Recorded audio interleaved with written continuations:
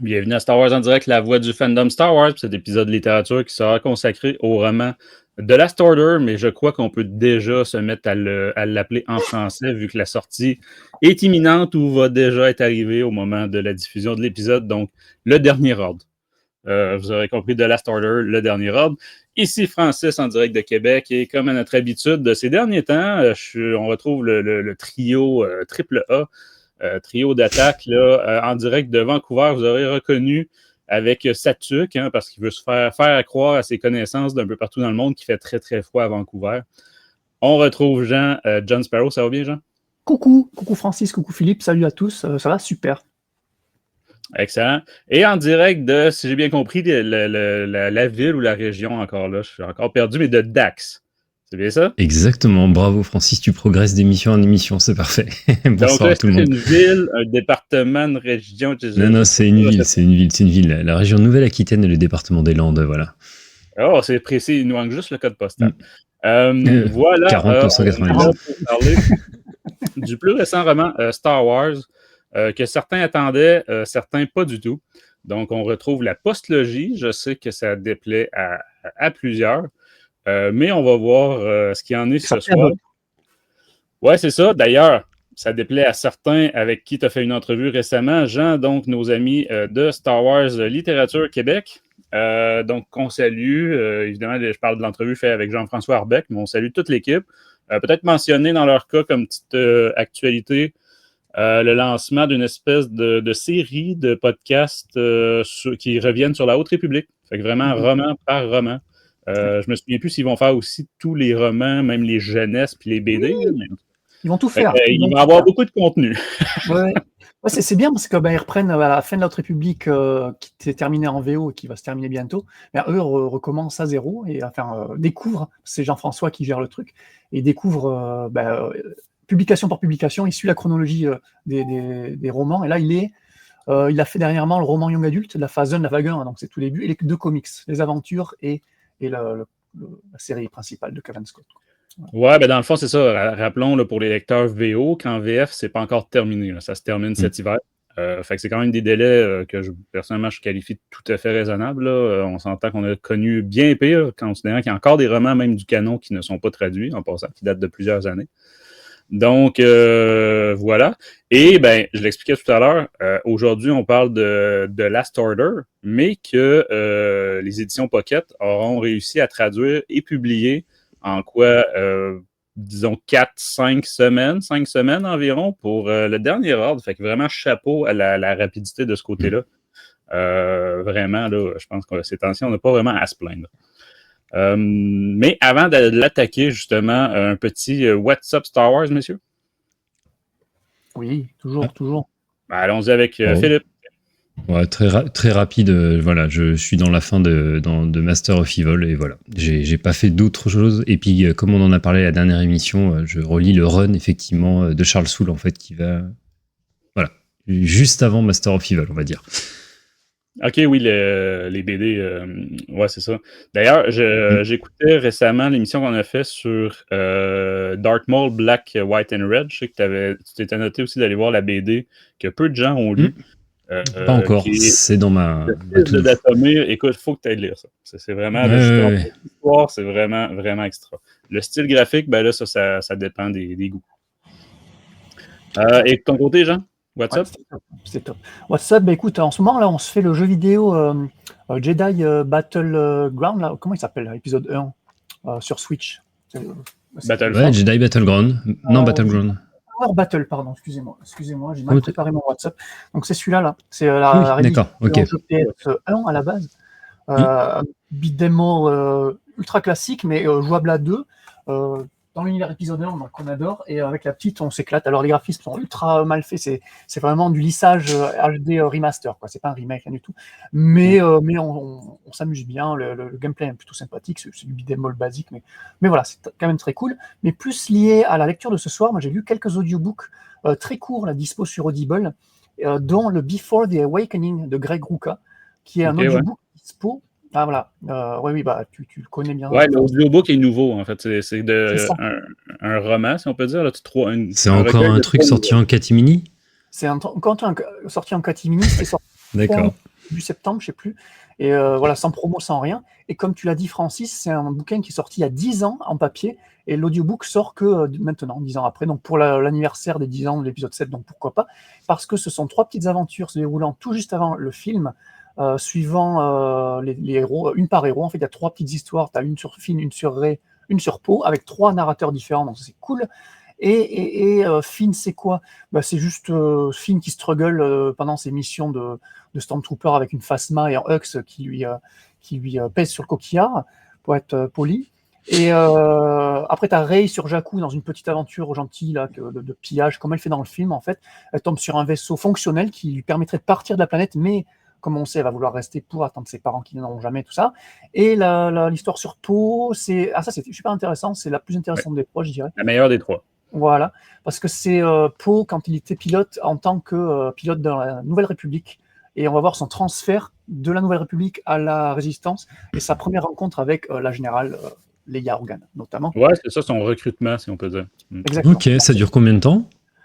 Très bonne question. J'ai lu il y a un petit moment, une petite 3-4 heures, je dirais, c'est très très court. D'accord, ok. Non, c'est rapide, quoi. Okay. Alors, je dis young adulte, c'est peut-être jeunesse. Je sais plus si c'est young adulte ou. Non, c'est pas jeune adulte, c'est jeunesse. C'est jeunesse. En français, c'était sorti chez PKJ, donc c'était avant que ça se mette à sortir chez Bibliothèque Verte, là, au début du canon. Ça sortait au format PKJ. Je crois que c'est plus disponible. Je crois que vraiment, là, il n'y a plus ça, mais peut-être le trouver usagé. La durée, je suis en train de le... Et la partie sur Finn... En même temps que 3 romans, là, un sur Leia, un sur Han Solo et un sur Luke. Oui, c'est tout un espèce de groupe là, de voyage vers l'épisode 7, en même temps qu'Étoile perdue, en fait. C'est ça. Et pour dire, ouais, juste l'épisode sur Finn est assez intéressant, justement, juste avant de lire le Last Order, justement, parce qu'il y a quelques petits liens qui se font entre les deux. Donc ça, on en parlera tout à l'heure. Ouais. Voilà. Ouais, c'était la durée de 4h24, Philippe. D'accord, ok, oui, donc c'est rapide à écouter, quoi. Très court. Ouais, c'est ça. C'est, comme je te dis, c'est du contenu jeunesse, là, et c'était 3 nouvelles qu'ils avaient rassemblées dans un recueil.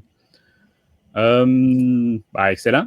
Bonne idée de traiter ça, Jean. Moi, c'est très peu de WhatsApp ces temps-ci. Je suis moi aussi sur l'écoute de Master of Evil en vue de notre prochaine émission sur les romans.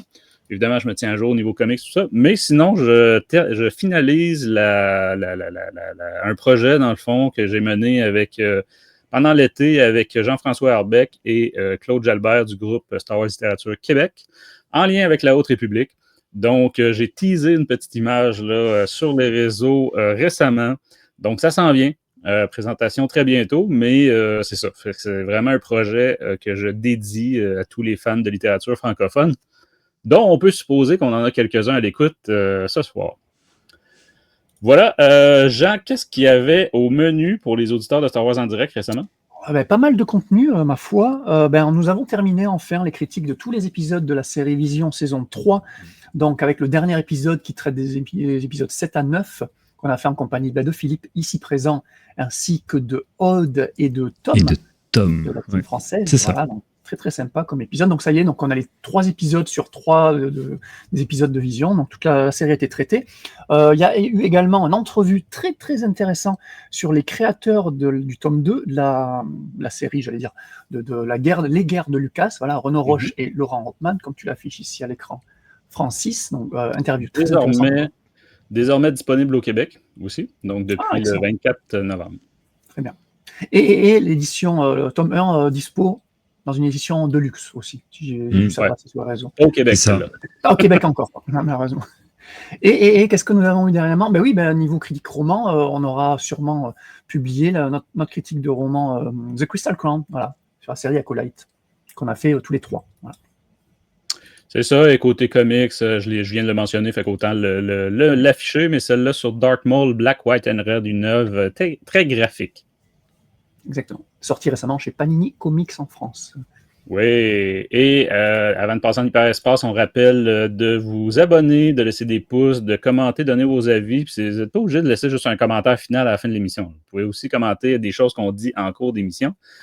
Aujourd'hui, j'ai l'impression que, en tout cas, de ce que j'ai vu des critiques en ligne du roman dont on va parler dans un instant, c'est quand même clivant un petit peu. Là. Il y a des gens qui ont bien aimé.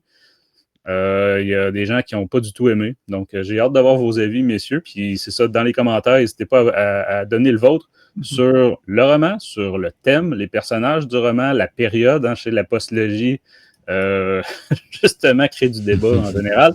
Donc voilà, c'est très important pour le référencement et pour que la communauté puisse survivre. On a survécu quand même près de 25 ans. Ce serait quand même dommage que ça s'arrête. Voilà, messieurs, on passe en hyperespace? C'est parti. Oh crap! Prepare to jump into hyperspace on my mark. All right, stand by.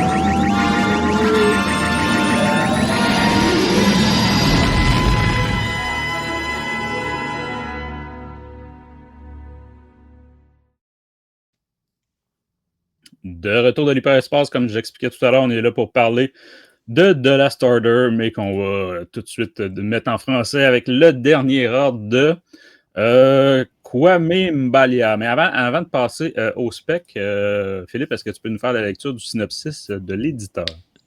Évidemment. Alors, après l'ascension de Skywalker, la résistance a vaincu, mais certains vestiges du Premier Ordre n'ont pas tout à fait disparu. Alors qu'ils secourent des prisonniers, Finn et Jannah, endoctrinés tout jeunes pour devenir des Stormtroopers, découvrent que leur ancien supérieur, le Major Gol, continue de capturer des enfants. Déterminés à l'empêcher de sévir, les héros de la Résistance se lancent à sa poursuite. Mais cette mission fait remonter de douloureux souvenirs à la surface. Outre les forces maléfiques du présent, Finn et Jannah devront également affronter les fantômes de leur passé. Voilà, donc, d'ailleurs, j'ai oublié de le mentionner, mais de là, le t-shirt de Finn, donc de FN 2187.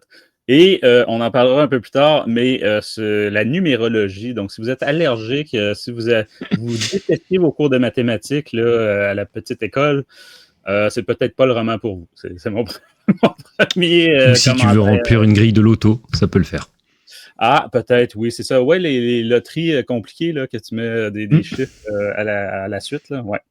Avant de passer à ça, je vais terminer les specs. J'ai mentionné l'auteur qui est à son premier roman Star Wars, mais qui a quand même des bonnes critiques en général sur ses autres œuvres jusqu'à maintenant, Kwame Mbalia. Je dis premier roman dans Star Wars, mais il avait écrit une nouvelle From a Certain Point of View, celui du Retour du Jedi, là, le troisième. Est-ce que je me mélange, Jean? Je crois que c'était celle sur Bib Fortuna. Oui, non, c'est ça, c'est correct. C'est ça. Je crois que c'était une des meilleures quand même du recueil. Ouais, elle était bien, ouais. Côté chronologie, on est en plus 35, mais là aussi, on va tout de suite, divulgacher sur cet aspect-là. On est en plus 35 à environ 10% du roman.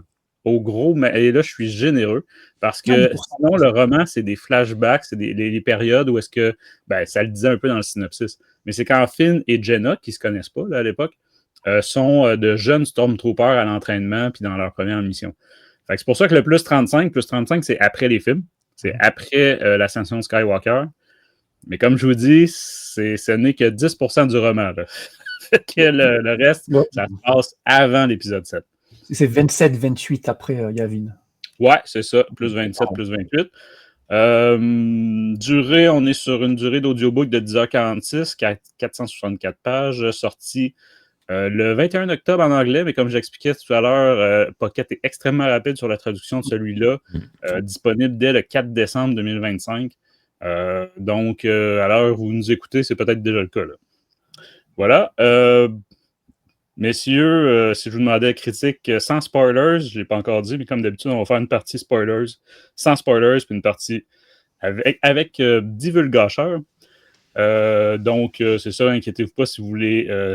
si vous avez l'intention de le lire prochainement, si vous ne voulez pas vous le divulgacher, surtout comme je disais que la sortie française est toute proche, là, donc on ne voudrait pas non plus vous gâcher votre plaisir. On vous mettra un avertissement très très clair quand on passera en partie spoilers. Oui, Jean? J'avais juste 2-3 infos sur l'auteur et le narrateur et le cover artiste, parce que je sais que sur notre chat privé, la cover a fait débat, on va dire. Pour juste préciser sur Mbalia, donc tu disais nouveau dans l'univers Star Wars, mais c'est un écrivain d'expérience, il a écrit énormément de romans jeunesse, et ceux qui lisent ce genre de romans, ils connaissent peut-être les séries, parce que les séries relativement connues ici, c'est Tristan Strong et Last Gate, qui sont deux séries de young adultes très très connues.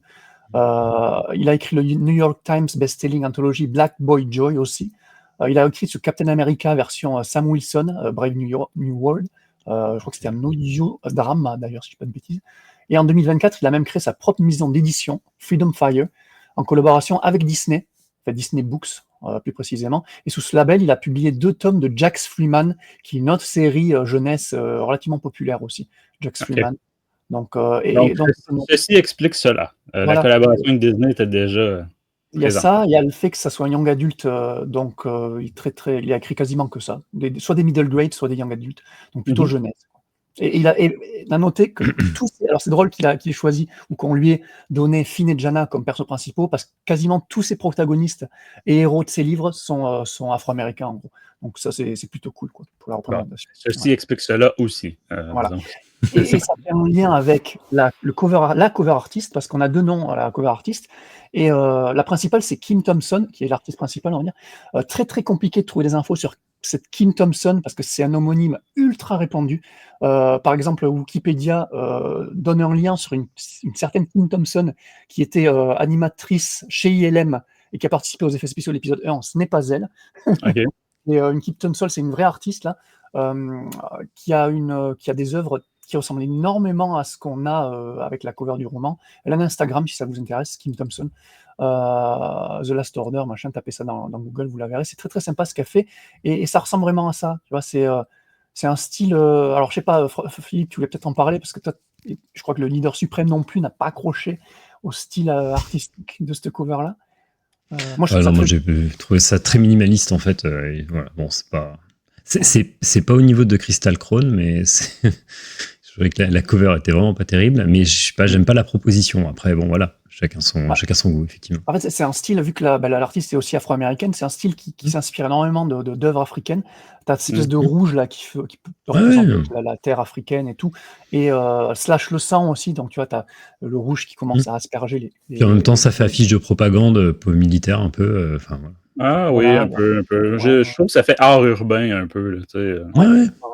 Ça, plus les fleurs qu'on voit. Alors les fleurs, c'est marrant parce qu'avant ça, j'avais lu que l'auteur Mbalia avait parlé que c'était un teaser de ce qui se passe dans le roman. Il y avait une intrigue liée aux fleurs, à ces fleurs-là, justement, dans le roman. Et justement, une fois la lecture du roman, tu comprends un petit peu le lien, et c'est assez intéressant. Voilà, c'est une cover pas incroyable, mais que je trouve quand même relativement sympathique, quoi. En tout cas, une chose est certaine, c'est qu'elle est originale, dans un sens que, au travers de plusieurs autres romans Star Wars, elle dénote là, par rapport à d'autres. Mais bon. Ouais, c'est une vraie artiste. Je suis pas surpris d'apprendre que notre leader suprême l'a pas aimé. Pour avoir de temps à autre travaillé avec lui sur des choses graphiques, là. Je peux pas dire que je suis surpris. Excellent. Donc, qu'est-ce que vous avez pensé de votre lecture du Dernier Ordre, messieurs? Allons-y avec celui qui s'est mis c'est la 2e étoile de la mort en arrière-plan. D'ailleurs, celle qui est découverte en même temps que Jana. Oui, c'est vrai. Oui, c'est vrai, oui, t'as raison. Alors, qu'est-ce que j'en ai pensé? Alors, moi, moi, j'ai bien aimé la postlogie. Alors, je vais peut-être prendre des tomates sur la tête, mais pour des raisons plutôt sentimentales. Ça y est, on va couper le micro de Philippe. Non, mais on est. Ah oui, d'accord, ouais. On est les trois. Non, mais en fait, je peux dire pourquoi. C'est pour des raisons plutôt, en fait, on va dire, sentimentales. C'est que c'est les premiers que je suis allé voir au cinéma avec mon fils. Donc, en fait, voilà, tu vois, il y a en fait une sorte de lien. En fait, tu retrouves Star Wars, tu fais découvrir ça à ton gamin. Donc, voilà, il y a un petit lien qui se passait. Après, c'est pas incroyable, hein. Et l'ascension de Skywalker, ça n'a pas été pour moi, en fait, un truc où je suis ressorti avec un effet waouh de dingue. Mais j'aime bien le personnage de Rey. Je trouve que c'est un perso qui est plutôt sympathique, sauf dans sa conclusion, mais bon, peu importe. Et donc quand le roman en fait il est sorti, il a été annoncé, moi je l'attendais parce que je me suis dit tiens, enfin on va pouvoir savoir ce qui va se passer après, parce que finalement on l'a jamais eu en fait ce qui s'est passé après. Et en fait le positionnement il est complètement trompeur. T'en as parlé Francis rapidement en introduction. Du coup j'étais plutôt enthousiaste moi, et voilà, je voulais savoir un peu qu'est-ce qui s'est passé après Exegol en fait. Et découvrir tout simplement où est-ce que va Finn, surtout parce que bon, Jana c'est pas un perso non plus qui est hyper développé au cinéma, mais j'étais curieux de savoir est-ce qu'ils vont traiter en fait l'après Palpatine, etc. Bon bref, donc j'ai abordé ça avec ça en tête dans le roman. Je te coupe, Philippe, pour préciser que non seulement le 10% auquel j'ai référé tout à l'heure, qui se passe au présent, on va dire, là, donc après l'épisode 9, non seulement il est court en proportion, mais en plus, il ne traite Il pas apporte rien. de l'après-premier ordre, dans le sens où je m'attendais, moi aussi, à un peu comme les remnants de l'Empire, tu sais, je veux dire, après le retour du Jedi, tu sais, qu'est-ce qui arrive avec les restants de l'Empire, tout ça. Donc là, on n'est même pas dans les restants du premier ordre. On est sur complètement une autre intrigue, là. Donc, ben, en tout cas, c'est vraiment pas ce que je m'attendais, moi non plus. Ouais. Bah, tu m'as spoilé la suite de ma critique, mais je suis d'accord avec toi, donc je vais l'adapter, mais c'est pas grave. Comme tu m'as coupé le micro, c'est bon alors. C'est ça, t'as pas blasphémé. Ouais, c'est ça. Sur la forme toujours, en fait, moi j'ai bien aimé la forme, le style d'écriture de Kwame Mbalia. J'avais jamais lu de roman de ce gars-là, si ce n'est en fait effectivement la nouvelle à laquelle on a fait mention tout à l'heure. Je trouve que sur la forme, c'est plutôt un livre qui est assez solide. J'ai bien aimé son écriture, c'est plutôt immersif en fait. Et de ce que je me souviens, de la caractérisation notamment de Finn, je trouve qu'il il le développe plutôt pas mal en fait. Il y a des émotions assez justes. Je trouve qu'il y a des moments de tension qui sont plutôt efficaces. Et il y a une atmosphère en fait, notamment sur tout ce qui est endoctrinement et tout ça, qui est plutôt bien rendue. Ce qui veut dire que, pour moi, en fait, la construction de l'ambiance est plutôt sympathique en fait dans le roman.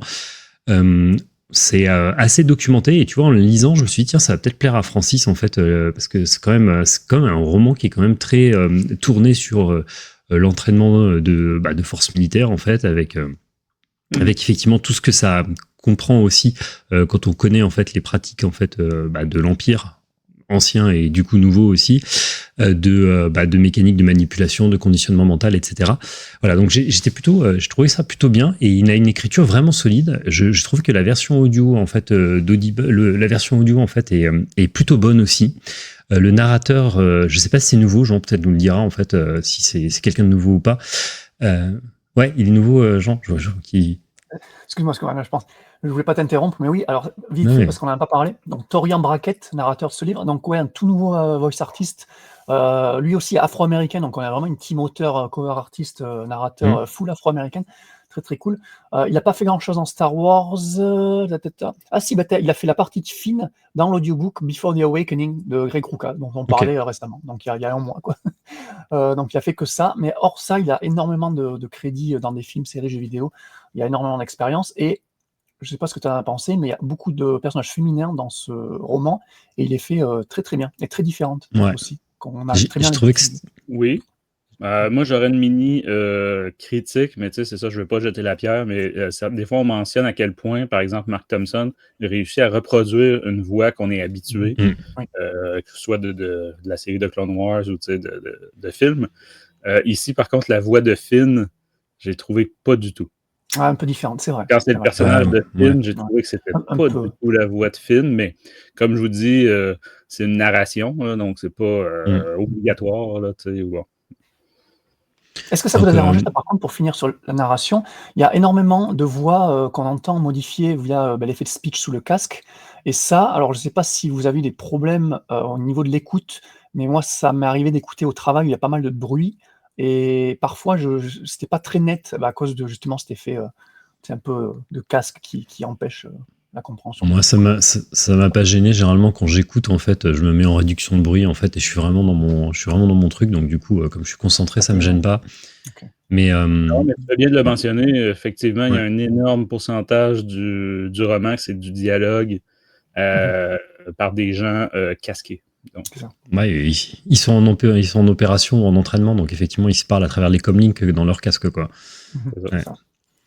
Mais pour revenir à ça, pour finir là-dessus, effectivement, je trouvais que la version audio était vraiment très très bonne et qu'il y avait une bonne immersion sonore et le narrateur est bon, en fait. Et c'est pas facile parce qu'effectivement, on voit le sous-titre sous le pseudo de Jean, en fait, il passe son temps à balancer des matricules et des numéros et ça doit pas être vraiment évident, mais voilà, je recommande vraiment la version audio. Sur le fond, pour aller vite, c'est une déception pour moi parce que la promesse, elle est vraiment pas tenue. En fait, on l'a dit, c'est un roman qui est annoncé comme post-épisode 9 et en fait, qu'il est absolument pas. On est 90% en arrière, en fait, focalisé sur le passé de Finn et Jannah dans le premier ordre. Et en fait, le truc, c'est que ça aurait été juste une nuance en se disant, tiens, bon, il y a quelques flashbacks, en fait, on fait avancer une intrigue, mais non, pas du tout, en fait. C'est tout le livre, il est construit comme ça, en fait. Et moi, ça m'a créé une vraie frustration parce que j'attendais, ça dure 10 heures, en fait, et pendant 10 heures, en fait, ils sont en train de s'entraîner. Et je caricature, mais allez, pendant 9 heures, ils sont en train de s'entraîner, et j'ai trouvé ça long. Entraînement et long. première mission. Ouais, c'est ça, entraînement et première mission. Non, Ouais, mais en fait... Autrement dit, on est trop présent, c'est ça. C'est ça, ouais, mais en fait, au bout d'un moment, j'en avais plus rien à faire. Je me suis dit, mais quand est-ce que ça va avancer ? Et ça n'avançait pas. En fait, ça n'avançait pas. Et puis surtout, en fait, il y a pas d'histoire. Enfin, c'est très gros de dire ça, mais il y a forcément une histoire. Mais ce que je veux dire, c'est qu'il n'y a pas d'enjeu dans l'histoire, et ça m'a pas transporté. Il n'y a pas vraiment d'arc narratif pour Finn qui est développé. Jana, elle a pas de trajectoire claire non plus. On attendait des choses, des révélations peut-être, notamment sur sa filiation. Voilà. La situation de la galaxie, alors là, autant dire que elle avance absolument pas. Enfin, ouais, statu quo après Exegol, quoi. Et il n'y a pas d'événements majeurs nouveaux. On sait pas comment ils sont organisés. On sait pas ce qui se passe, en fait. Et puis pire que ça, il n'y a pas de piste pour l'avenir. Ils auraient pu faire un roman un peu filler en ouvrant, en fait, en se disant, tiens, voilà, on va teaser la suite et tout. Mais non, il y a pas du tout ça. Et du coup, en fait, il y a une grosse impression d'inachevé pour moi. Pour moi, c'est vraiment en fait quelque chose qui se centre sur un truc qu'on savait déjà, en fait, et qu'on pouvait facilement déduire. C'est-à-dire que les Stormtroopers, ils sont formés à la dure. Parfois, ils sont pas tout à fait d'accord avec ce qu'on leur demande de faire, mais bon, ils le font quand même parce que c'est des soldats. La vie sous l'emprise du First Order, c'est pas cool, hein, parce que ils sont pas gentils, le Premier Ordre. Et puis, ils ont des dilemmes moraux, mais ça, on le voit dans le film, en fait, déjà. Donc, en fait, so what, quoi. Enfin, voilà. Et donc, pour moi, c'est vraiment, en fait, c'est une occasion manquée, une vraie occasion manquée. Et quelque part, en fait, un peu un gâchis d'avoir sorti un livre, en fait, sur la postlogie, en le vendant comme étant un livre sur la postlogie, en disant, voilà, c'est le premier roman après l'épisode 9. Mais en fait, vous attendez pas à ça, parce que sinon vous allez être comme moi, vous allez être hyper déçus. Et à un moment, je me suis même demandé si j'allais aller jusqu'à la fin du livre, mais j'ai tenu en me disant, c'est pas dans les 10 dernières pages ou dans les 15 dernières minutes, il va y avoir la révélation, le truc qui fait que waouh, ça m'a rattrapé tout le truc. Ah non, pas du tout, en fait, mais vraiment pas du tout. Et le pire pour lui, c'est qu'il sort en fait en même temps que 2 autres romans, Crystal Crown qu'on a chroniqué, qui est ouais, c'est moyen, mais ça passe, quoi. Il y a de l'aventure, il y a un peu d'action, c'est plutôt cool. Et puis Master of Evil, dont on parlera, qui est 10 crans au-dessus, en fait. Voilà. Excellent. De ton côté, Jean? Ok. Là, pour finir sur le côté sonore de l'audiobook, à noter qu'il y a Across the Stars à la fin. Et ça fait déjà 2 points de plus pour la note finale. Hein. Ça, c'est fait. Et Jean, juste, si je peux dire, excuse-moi pour te couper 2 secondes, je trouve que depuis 3-4 romans, on a des audiobooks de très très grande qualité, tant au niveau des bruitages que des musiques, que des voix. Et en fait, ça, je trouve qu'autant si le roman est moyen, l'ambiance sonore fait que tu y es vraiment à l'intérieur, et ça rattrape le truc, quoi. Voilà, c'est tout. Je te laisse parler, excuse-moi. Non, mais c'est vrai qu'on pourra en discuter, mais on est rarement déçu par la qualité d'un audiobook, quoi. Hormis quand il n'y a pas les effets sonores ou les musiques de temps en temps, c'est très rare. Ça fait un temps qu'on a pas eu des cas comme ça. Ouais. Ouais, mais en général, non, les narrateurs sont très bien, les effets spéciaux sont très bien faits. C'est vrai que c'est très bien qu'ils n'attendent pas 3 mois avant de sortir l'audiobook, par contre. Ouais. Comme on a eu avec The Crystal Crown. Là, pour Last Order, ça a été là. T'as vu, l'audiobook est sorti le même jour que le papier. Donc, ça devait être à cause des vacances d'été. Je sais pas. Toute l'équipe de audio est en vacances d'été. Je sais pas. C'est ça. Alors moi, je vais revenir déjà sur l'annonce de ce roman en mai 2025, quand on a appris qu'un tout nouveau roman Young Adult se déroulant après l'épisode 9 allait sortir. Moi, j'étais tout de suite ultra excité, ultra emballé, parce que comme toi, j'aime beaucoup la postlogie, notamment les 7 et 8. Alors évidemment, moins le 9. J'ai pas dit beaucoup, hein. Ok, bon, moi j'aime beaucoup. Oh là là, c'est quoi ça?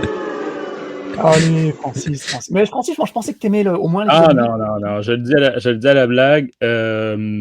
J'ai quand même plein de choses que j'ai beaucoup appréciées, mais effectivement, la conclusion là, dans la session de Skywalker, ça a été. Voilà. C'est pas. Oui, ça a été le dernier clou du cercueil pour moi de l'appréciation de cette période. Ouais. Mais, par exemple, il est très possible de faire un bon roman dans cette période-là. Je veux dire, C'est clair. Roanson, en tout cas, je me souviens plus le nom de l'autrice, mais celle qui a fait le roman Resistance Reborn. Je pense que c'est Renaissance, quelque chose comme ça, oui. en français. C'était très bon. C'était vraiment un page-turner d'action, avec Finn aussi, avec Poe, etc. Mais là, c'était entre l'épisode 8 et 9. C'est ça. Même déjà... Rebecca Rocan-Horse. Ouais. C'est ça. Je vais vérifier. C'est quoi le bon terme maintenant? Une autochtone, une Première Nation américaine. Voilà. Ouais. Et c'est pas elle qui sera sur le deuxième tome de Oui. Empire. C'est quoi? Reign of the Empire. Reign of the Empire, je crois que c'est. Mais mais déjà, rien que pour revenir sur l'épisode 9, c'est vrai que même les novélisations jeunesse m'ont un poil rattrapé la vision de l'épisode 9. Et encore une fois, le revisionnage du film avec ma fille m'a réévalué, mais un petit peu. Ça reste une très très mauvaise conclusion. Mais pour un film d'aventure Star Warsien, ça reste correct. C'est un beau spectacle. Voilà, et ça reste encore une fois. C'est ça, ouais. Il y a de belles images. Mais voilà, le fond, effectivement, c'est un peu nul. Mais j'étais quand même content d'avoir ce bouquin qui allait un peu étendre. Et ils l'avaient annoncé comme ça allait être le plus loin dans la timeline officielle. C'est le plus loin qu'on aurait, tu vois, après post-épisode 9. Mais après, ils ont annoncé que Finn et Jana seraient les deux personnages principaux. Et là, je me suis dit, mince, alors c'est pas mes persos post-logiques préférés, comme toi, je préfère Rey ou Kylo ou Poe. Mais bon, pourquoi pas? Jana, on ne sait pas grand-chose d'elle, tu l'as dit. On utilisait une possible relation Lando, ou au moins une aventure avec elle et Lando. Et on imaginait tout ça, tu vois. Il y aura Jana, donc il y aura Lando. Donc, ils iront faire ce qu'ils teasent à la fin de l'épisode 9. C'est ça. Je rappelle, le film se termine là-dessus. C'est ça. Donc, sur Lando et Jana qui se parlent et qui se demandent est-ce que c'est mon papa et l'autre, est-ce que c'est ma fille disparue? Oui, voilà. Il fallait préciser le mot relation quand même. Oui. Ouais, dans Jean a dit une relation, une aventure avec Lando, là, c'est ça. Pas les aventures de Lando qu'on est habitué. non, surtout à son âge. Voilà, c'était la recherche du passé de Jana pour elle et puis de sa fille pour lui. Donc pourquoi pas, quoi. Ouais. Mais non, au final, non. Mais j'étais quand même emballé, tu vois. Je voulais lui donner sa chance, vraiment, malgré les annonces. On vient quand même un petit peu de divulgacher cet aspect-là, de dire que c'est pas présent. Donc, bon. Ouais, parce que moi, je l'ai pas dit comme ça. Hein. Donc, non, au moins. Non, mais justement, pour éviter les déceptions qu'on a tous eues, j'imagine, parce qu'on ne s'est pas tenu au courant de ce qu'était vraiment ce bouquin-là, il faut dire les termes aux gens. Si vous voulez voir ça, vous serez déçus. Donc, il n'y aura pas ça dans le bouquin, effectivement. Désolé si j'ai dû lâcher quelque chose. Je te rassure, il y a plein de gens qui ne savent même plus qui est Jana, en fait. Voilà, déjà. Donc ça. Mais donc j'en sais était où. Et donc voilà, donc très très très déçu de voir qu'en effet, donc le plot dans le présent, donc post-épisode 9, n'allait pas du tout traiter ça, mais une sous-intrigue basée, donc tu l'as dit, sur une espèce de cargo d'enfants, des relents du First Order, retrouvés par la Résistance, tout ça. Bon. Le plot de base me décevait, mais je me suis dit, allez, c'est pas grave, quoi. On va retrouver Poe, on va retrouver Rey, Finn, tout ça, que dalle. Tout ce qui nous restait, donc c'était le passé de Finn et de Jana au sein du First Order. Pendant, tu l'as dit, donc 90% du récit, c'est ça, quoi. C'est des flashbacks pré-épisode 7. Et donc, d'un côté, moi, ça m'a fait reconnaître mon mea culpa, parce que depuis l'annonce de ce bouquin, je me suis toujours dit, c'est complètement naze, parce qu'ils ont annoncé ce bouquin comme la célébration des 10 ans de l'épisode 7. J'ai dit, mais c'est complètement con de faire un épisode post-épisode 9 dans ce cas-là.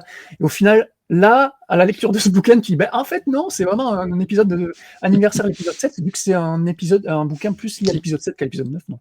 Le marketing a eu peut-être raison, mais surtout tort, de communiquer comme ça. C'est ça, les dédales. C'est mal vendu. C'est mal vendu.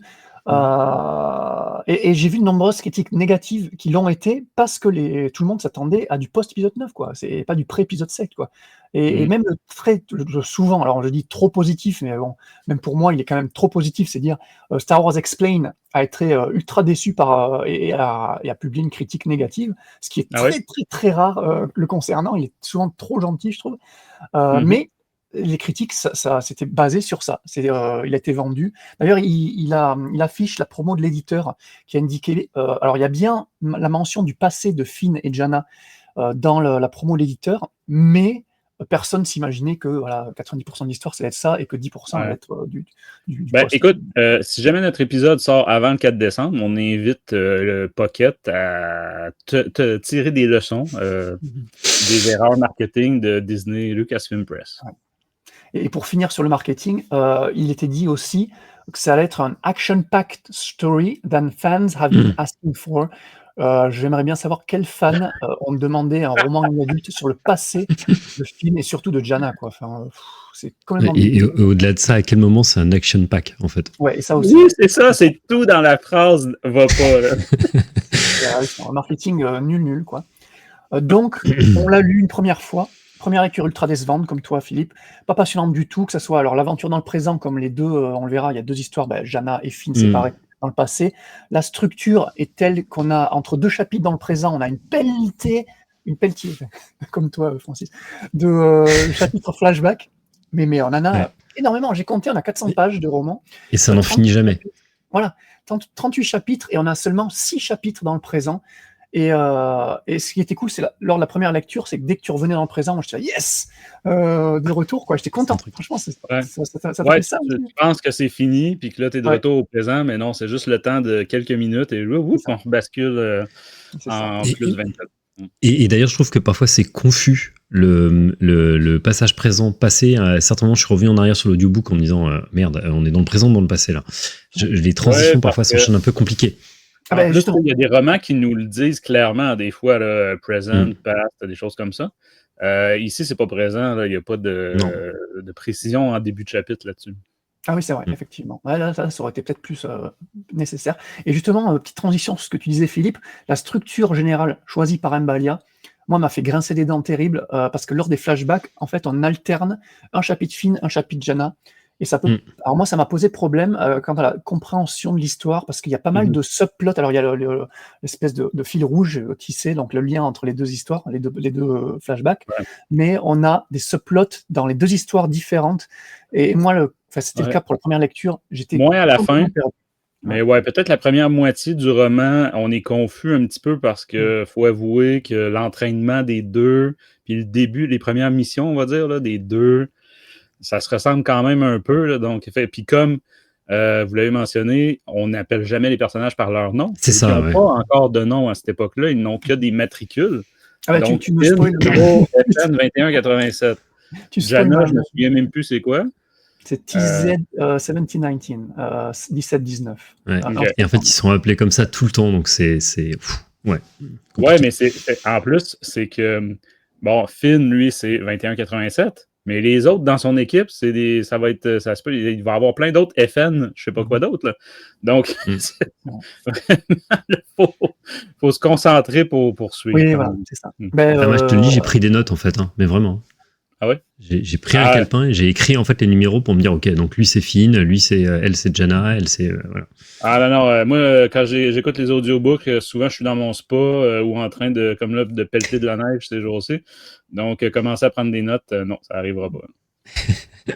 Pour finir alors sur la première lecture, parce que donc, je me foutais royalement de ce qui lui arrivait, un peu comme toi, Philippe, à Finn et Jana, et plus à Jana qu'à Finn d'ailleurs. Moi, l'histoire de Finn elle était plus liée au fameux Major Gol là. Alors que Jana, c'était plus éloigné, donc c'est des chapitres, comment on peut dire ça, genre, sans trop, enfin, de manière assez polie. Ouais, je me fichais épernument de ce qui se passait chez Jenna. Lors de ces passages. Ok. Tu vois, moi, je ne serais pas d'accord là-dessus, mais je reviendrai fini.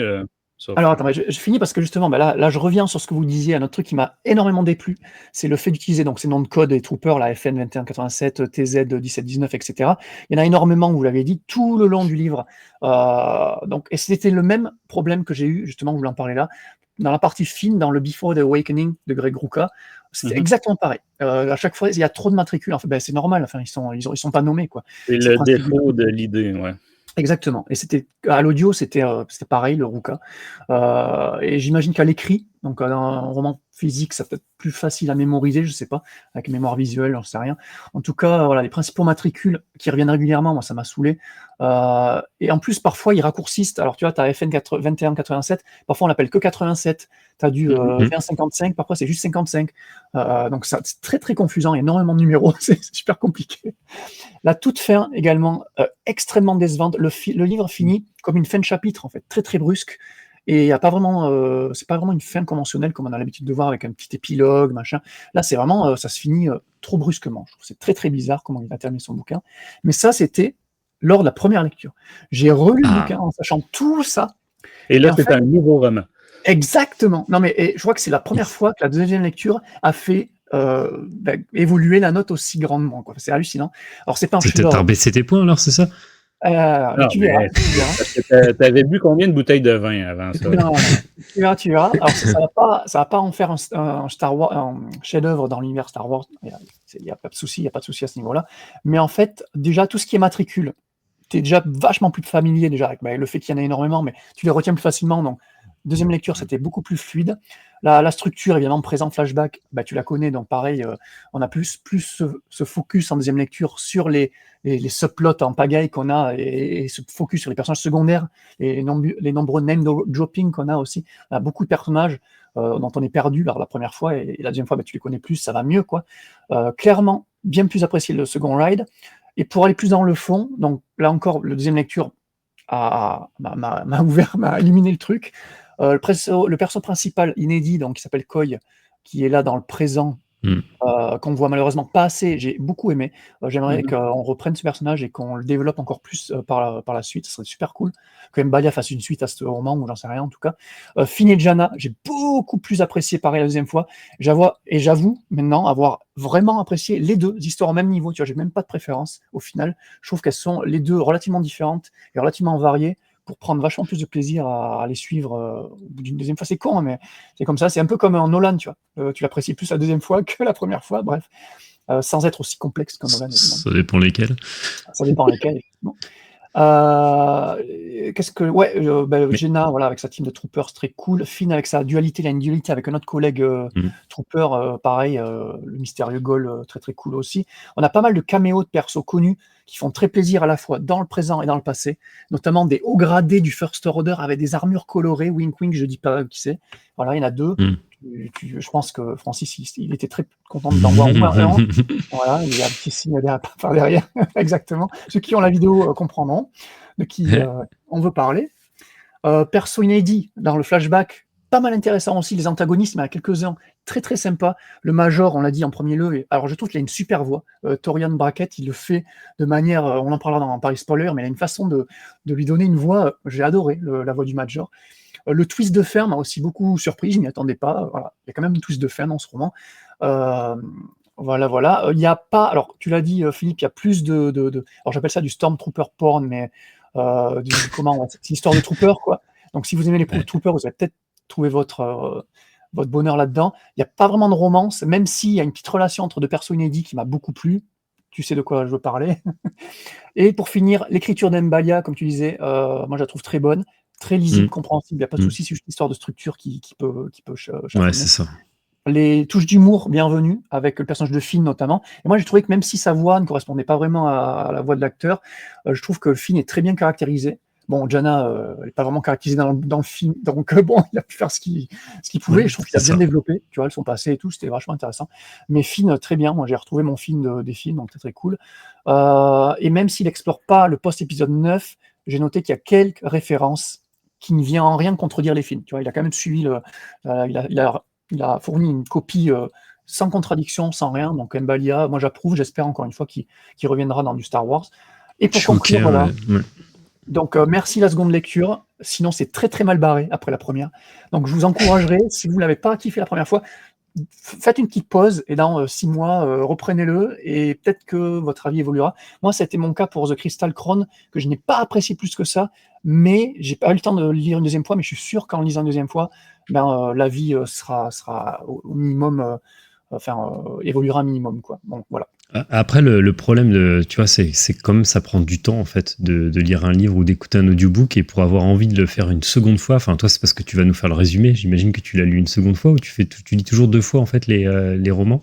Non, c'est pour préparer les podcasts, effectivement. Ouais, voilà. Donc, en fait, si tu veux, sachant que tu fais le résumé, je vais pas relire, en fait, le deuxième truc, et il faut vraiment que je sois accroché. Tu vois, Master of Evil, je le relance une seconde fois. Mais voilà. Mais par contre, là, celui-là... Vu le public cible, encore moins. Je suis désolé, là, mais c'est quoi la proportion de lecteurs qui vont lire 2 fois en peu de temps? Là? Je dis pas, tu relis un livre que tu as lu il y a 25 ans, OK.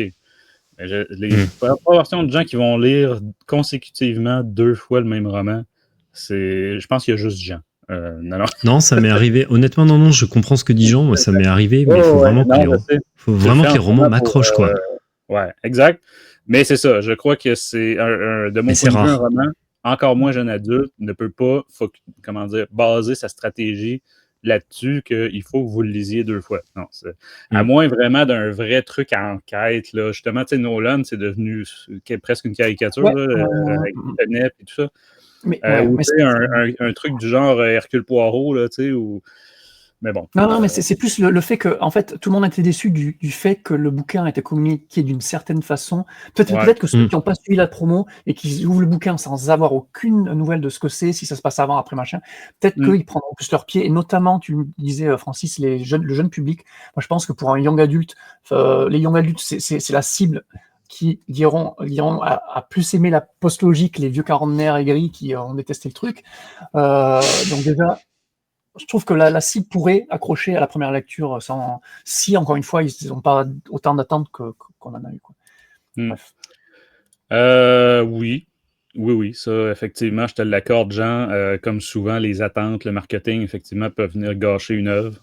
Ça nous est tous arrivé, là, même avec des œuvres qu'on aime beaucoup. Moi, je suis dans cette catégorie-là, mais je ne mettrais pas ça qu'au niveau des attentes, parce que, tu sais, les attentes se construisent, tu l'as dit, là, au début, tu penses que, bon, etc. C'est ça, là, quand bien même, tu n'as pas lu, tu sais, moi, c'est très rare que je vais suivre de la promo d'un livre. Ça peut arriver, tu sais, La Haute République, il y avait un petit peu plus d'attentes, puis tout ça, mais comme lui, j'avais aucune idée. Mais effectivement, tout ce que j'en avais, c'était Finn, Jana, sont sur la couverture. Le titre, c'est Le Dernier Ordre. Donc, pour rappel, c'est le nom de l'organisation à la fin du 9. Le Premier Ordre devient le Dernier Ordre dans le film. Et sinon, le fait que c'est ça se passe après l'épisode 9. Donc, c'est le bagage que j'avais d'attente. Donc, je ne savais même pas qu'il allait avoir du flashback ou quoi que ce soit, là. En fait, puis de l'entraînement de premier ordre, tout ça. Là. Le fait qu'il y ait leurs armures sur la couverture, pour moi, ça pouvait tout aussi vouloir dire que ça allait être une infiltration chez les restants du premier ordre ou quelque chose comme ça. Là.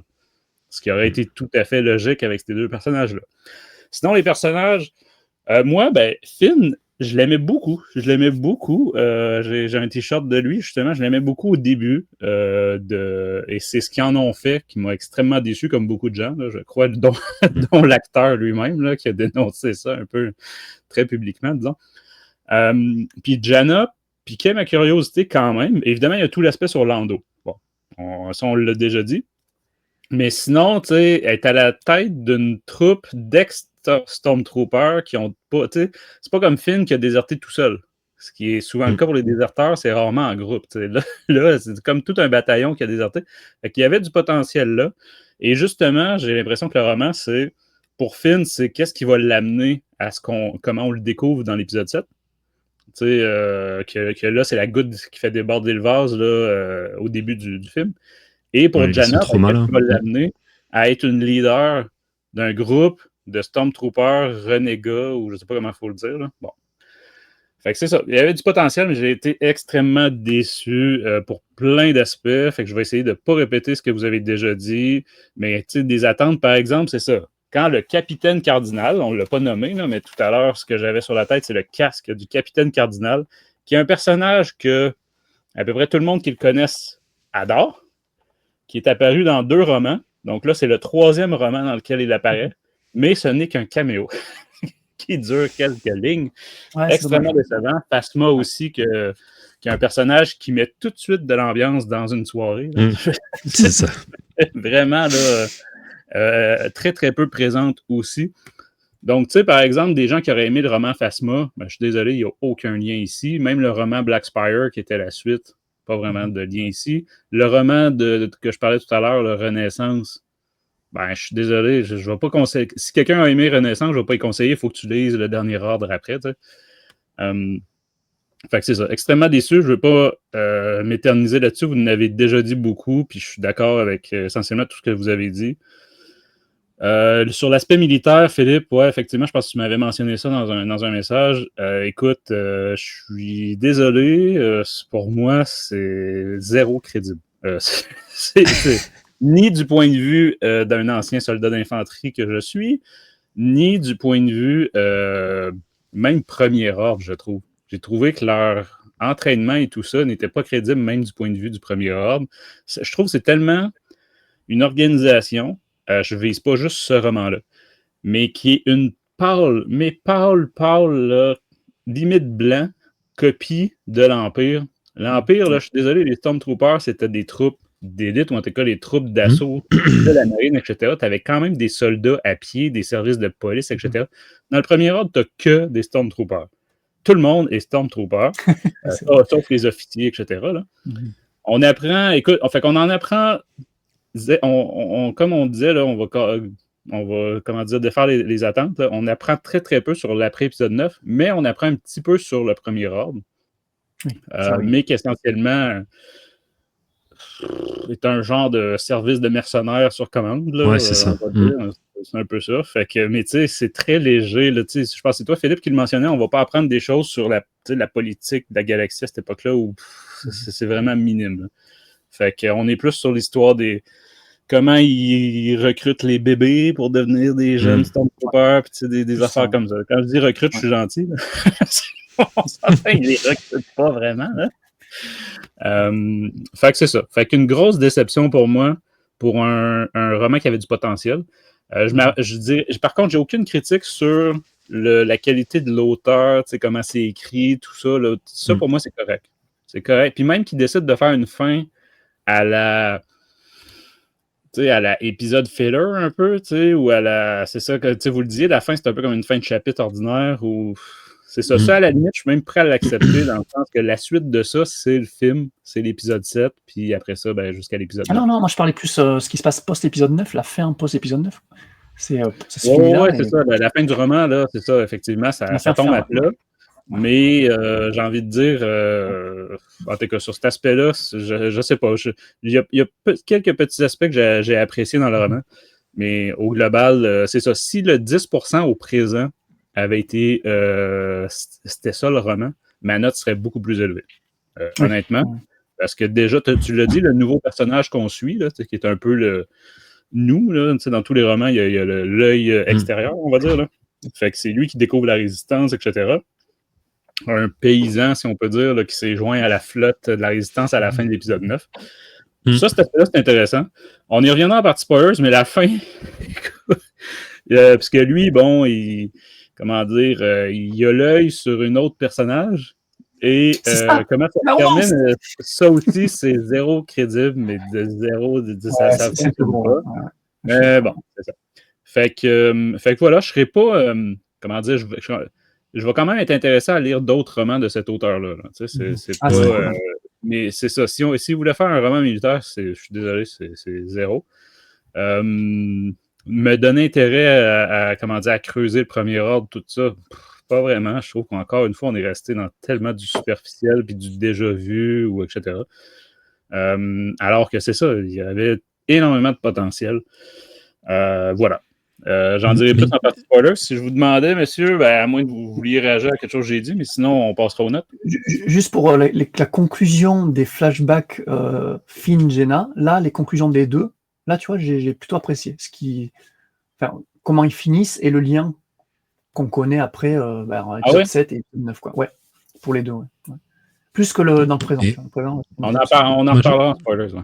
Okay. Ouais, non, mais en parlant en spoilers, je posais la question de savoir, en fait, je me suis posé la question tout au long du roman, en fait, est-ce qu'il a été verrouillé sur, en fait, l'impossibilité d'en dire vraiment, parce que, on savait encore à l'époque qu'il y aurait potentiellement une autre trilogie, en fait, qui apparemment est morte et enterrée, qui devait arriver post-épisode 9. Il me semble, non, c'est... C'est pas tout à fait ça. Là. Celle de Ryan Johnson, c'était pas vraiment celle... c'était pas celle... Attends, pardon. Excuse-moi, je me mélange, mais en tout cas... Le film de Ray, quoi.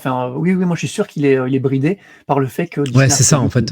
Après, ouais, voilà. Donc, c'est ça. Je me suis dit, putain, est-ce que le mec, il est bridé, il a rien le droit de dire, en fait, mais du coup, voilà, c'est le marketing qui est mauvais, tout simplement.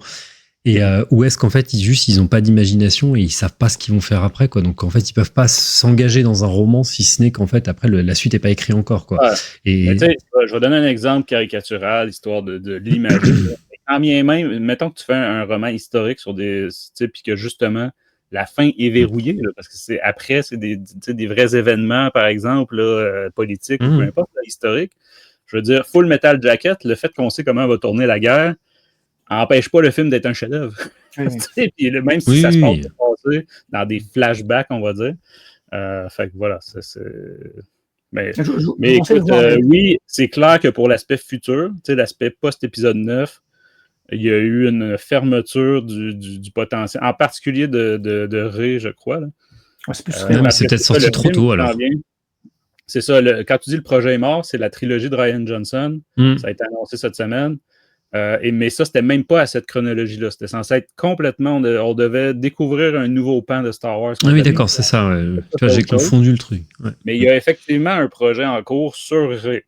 Sur Rey qui reconstruit l'ordre Jedi, puis blablabla. Donc, c'est ça. Fait que ça, probablement que tu as raison, ça vient interdire certains développements.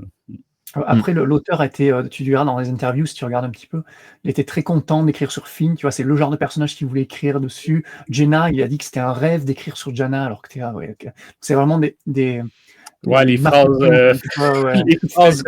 tirées d'un manuel de relations publiques de base. De vendre le truc, mais là, en fait, ils t'ont filé des personnages dont peut-être que Lucasfilm personne voulait. Plan. Voilà, déjà l'acteur, on sait que l'acteur, après ce qu'il a dit, ce qu'il serait de retour dans les films, c'est pas sûr. Donc il s'est dit, voilà, ce personnage est safe, Jannah sûrement safe aussi, donc écrit là-dessus. Quoi. Je sais pas. Ouais, mais ça demeure des personnages avec du potentiel. C'est ça qui est c'est ça qui est dommage. Pour la suite, là, mettons, là, mais bon. Écoute, on a fait les mêmes commentaires sur... C'était sur quoi? C'était-tu le roman sur la Bad Batch? Sanctuary. C'est ça que c'était une commande, et puis... non, c'était pas sur la Bad Batch. Mais c'est ça qui ramène, tranquillement, pas vite, il ramène la postlogie, il ramène Rey. On a eu un petit audio-drama récemment sur Rey chez Audible. Jakku, ouais. Dans la gueule de Jakku. Voilà. Quelle note vous donneriez à votre lecture, messieurs? C'est dur.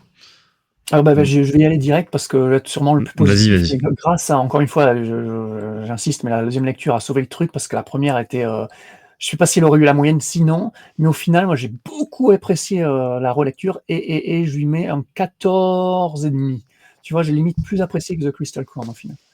Oh, écoute, je m'attendais vraiment pas à ça, effectivement. Ben, moi non plus, d'ailleurs. C'est une surprise également. Moi, je suis désolé parce que... Juste pour mentionner, si vous voulez du Stormtrooper porn en version bien écrite, il y a le Alexander Freed Battlefront, c'est ça, Francis? Ah ouais, ça c'est bien ça. C'est quoi déjà? Twilight quelque chose? Bataillon? Twilight Squad? Twilight Company. Voilà. Ça c'est du adulte déjà, mais c'est du vrai roman de guerre de Trooper. Ouais, mais c'est pas des Stormtroopers, c'est l'inverse, c'est des rebelles. Ah, c'est des rebelles? Ah, tu vois, pour dire le souvenir que j'en ai. C'est tout l'inverse. Il y a certains ex-Stormtroopers, mais ouais, c'est ça. On suit des rebelles. Mais justement, ben écoute, je pensais peut-être en parler plus tard, mais je vais le mentionner. Ce qui avait été reproché à ce roman-là, c'est d'avoir trop de personnages, comme dans beaucoup de romans de guerre, comme dans, par exemple, des séries de guerre. Évidemment, le classique que tout le monde se réfère toujours, c'est la série Frères d'armes, donc Band of Brothers. Donc, imaginez avec le Premier Ordre, un concept comme ça est impossible. Là. Je veux dire, ils ont tous un casque sur la tête, une armure et un casque identique, qui enlèvent presque jamais. On entend qu'ils prennent presque leur douche avec. Là. Et ils ont tous des numéros matricules, personne n'a de prénom, de nom. Et contrairement à l'époque des clones, justement, Dave Filoni puis George Lucas avaient créé le concept que c'était une armée très style américain au Vietnam, déglinguée, avec des surnoms, puis qui personnalisaient leur uniforme, tout ça. Ben là, c'est pas ça, c'est le Premier Ordre. C'est des numéros d'une machine et en plus anonymisés au maximum. Donc, c'est pas facile de développer un intérêt des histoires, ça. C'est pour ça qu'à mon avis, s'ils veulent viser ça, ils devraient plutôt y aller avec des officiers, avec des gens qui ont un nom, c'est ça, capitaine cardinal, ben c'est ça, on savait c'était qui, t'sais. Fait que, parce que c'est ça, les officiers n'ont pas un casque sur la tête puis un matricule au lieu du nom. Les hauts gradés, les hauts gradés ont souvent un nom. Ouais. Mais ils ont des surnoms, Francis, quand même. Ouais, il se trouve des petits surnoms, là, mais on s'entend que c'est... Pas tous. Hein. Ouais, TN 27, 12. C'est 12, ouais. C'est pas de 0. De ton côté, Philippe, quelle note tu donnerais à ça? Moi, je suis désolé parce qu'effectivement, c'est bien écrit, et voilà, mais pour moi, je suis à 8, en fait. Ouais, j'étais, ouais, 7-8, ouais. Je me suis Écoute, vraiment ennuyé, en fait. Mais profondément, en fait. Au point de ne pas vouloir le relancer une deuxième fois. Ah non, mais là, ça suffit, là. Une fois, c'est déjà assez. Mais non, justement, non. J'essaie de te prouver Non, que. mais Jean, je suis désolé. Déjà, les films qui font ce concept-là, je trouve ça un peu stupide.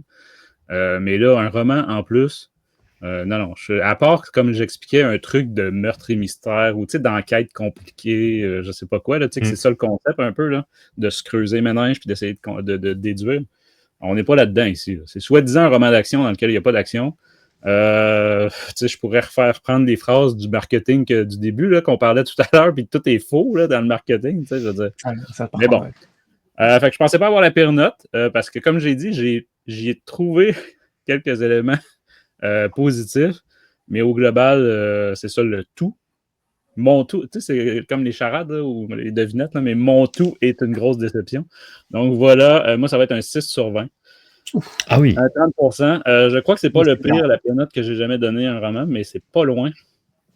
Donc, fait que voilà. Et une chose est certaine, c'est que Pocket, quand ils ont fait le choix de privilégier ce roman-là pour le traduire très, très, très, très vite, ils ne l'avaient pas lu. Mais ça, je le sais, on avait déjà fait des entrevues, etc. Là, Lucille nous avait expliqué comment ça se passe. Ils ne peuvent pas savoir d'avance là, les choix qu'ils font comme ça. Oui, c'était un roman anniversaire, épisode 7, et ils se sont dit peut-être. Mais imagine, là, à quelques jours d'écart, il sort le dernier ordre et il sort Master of Evil. Donc, je suis désolé, Lucille, c'est mal pioché. Là. Il aurait fallu piocher Master of Evil. Ah ouais, mais c'est clair. Donc voilà, on va partir en partie spoilers. Comme je disais, les commentaires, etc., ceux qui s'arrêtent ici et qui ont l'intention de le lire, dites-nous déjà si on vous a gâché votre plaisir ou l'inverse, si on vous a Jean a réussi à vous motiver à le lire en étant très, très, très concentré sur les numéros matricules. Parce qu'en plus, là, tu sais, même par exemple, moi, là, ça fait quoi? Ça fait 30 ans que je ne suis plus dans l'armée. Je peux vous dire que je me souviens par cœur mon numéro matricule, qui est beaucoup plus long que ça, en passant dans l'armée canadienne. C'est 9 caractères, là, chiffres et lettres. Et je peux vous garantir que je le connais encore par cœur. Fait que dans un milieu de ça, les gens, effectivement, s'habituent à ça. Mais pour le commun des mortels, je suis désolé, la lecture ou l'écoute de ce roman-là, c'est atroce. Là, c'est atroce. On est toujours dans des matricules. Mais bon. Fait qu'on va donner un petit avertissement à tout le monde au niveau spoilers.